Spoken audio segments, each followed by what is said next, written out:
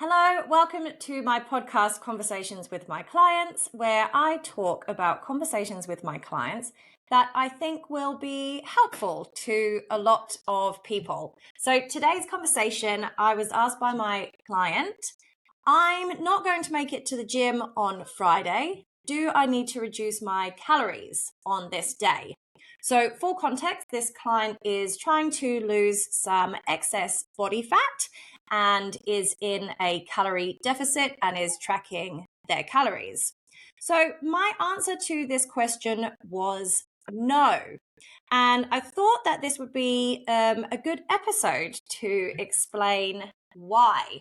So if you have listened to some of my previous episodes, you will know that when you are trying to lose fat, you are trying to be in an energy deficit. So we can create that deficit by controlling our energy coming in, which is our food and our drink, but also by influencing our energy out.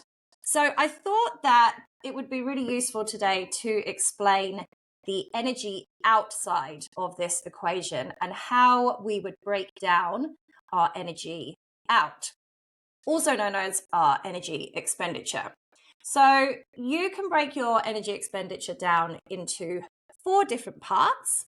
The first being your basal metabolic rate. The second being your non-exercise activity thermogenesis, nice and meaty, often called NEAT for obvious reasons. We can break this down into our exercise activity thermogenesis, also called EAT, LOL, and our thermic effect of feeding, which can be broken down as TEF.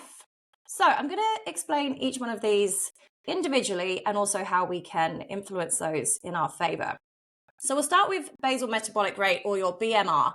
So most people will have heard about this. Our BMR is basically how much energy our body needs to exist.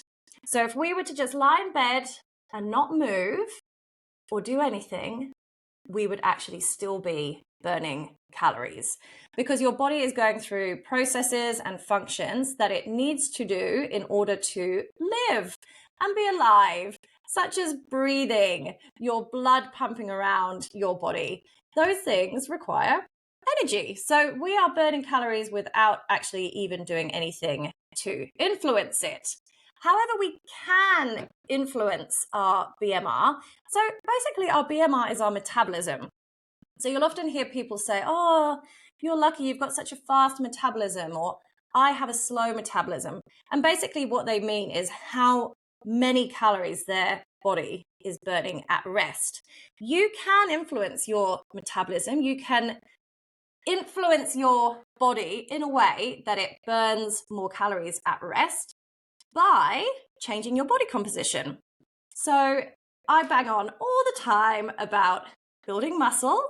And one of the many positive reasons why is that muscle is metabolically more active than fat, which means it requires more energy to just exist on your body than fat does. So if you have more muscle mass, essentially your BMI is higher, which means ultimately you can eat more. So if that's not a good incentive for weight training, I don't know what is. Next, I'll talk about the thermic effect of feeding. So basically, this is the process that your body goes through to eat and digest food. So eating, the actual act of eating, chewing, masticating. I hope I said that right. That sounds very similar to another word. But chewing your food, swallowing your food, when it gets into your stomach, digesting your food, that food being broken down and shuttled off to the different areas that it needs to. Again, that's an energy intensive process. You might have heard that celery basically requires more calories to digest than it does actually in the food. And that's because something like celery is really fibrous. So your body has to work really hard to break it down. Same for any foods that are high in fibers, our starchy carbohydrates, protein. All of these things take longer to break down in the body. So they actually require more energy to do so. So you would say that they have a higher thermic effect. And this is, again, another reason why protein's amazing, but also another reason why if you are trying to lose fat, we'll often say to eat more protein, really fibrous foods, lots of veggies, because it helps you to feel fuller for longer, because they take longer to break down, but also because they do have a higher thermic effect as well. In the context of how much your body is expending per day, the thermic effect of food is such a tiny amount that you really don't need to pay it much extra thought than what I've just said. The big one is our NEAT, our non-exercise activity thermogenesis. I'm just going to call it NEAT because that's a mouthful. So this is basically the energy that we use to do everything else that is not sleeping or eating or exercising. So everything else. I'm using my NEAT at the moment by talking. I'm gesticulating. Under the table, my foot is tapping. Your NEAT would be walking around, itching, fiddling. Fiddling was probably the wrong thing to say, but hopefully you get my point. It's basically all of the movement that you do throughout the day. And this is why you will often hear people trying to hit a step target. 10,000 steps a day is a really arbitrary number, but in general, if you are trying to lose fat, you want to be moving more because you expend more energy when you're moving. As simple as that. So the more you can move throughout the day, the better. So that's in comparison to your exercise activity thermogenesis, your EAT. And this is really the crux of the conversation that I had with my client. So exercise activity is obviously anything structured. So your gym session, your gym class, you're going for a run, you're going for a bike, anything that you would consider as exercise. Now, although this does burn calories, especially if it's weight training, it's not as much as you would think. And I don't want that to sound depressing to people because, in my opinion, you should not be exercising to burn calories. You should be exercising for the 100 million trillion reasons that exercise is good for you, not to burn calories. And I guess if we really zoom out and we think about all of those things that I've just said, if you break your day down, we've got 24 hours in a day. Let's say you are sleeping for, let's be realistic, let's say you're sleeping for 7 hours. Let's say you do 1 hour of exercise. So you've spent 7 hours of sleep, 1 hour exercising.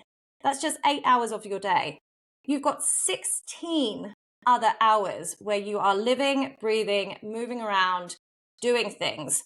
The energy that you burn in those 16 hours far exceeds the amount of calories that you burn in that 1 hour that you're exercising that day. Let's say you're exercising 5 times a week. That's still just 5 hours in your whole week.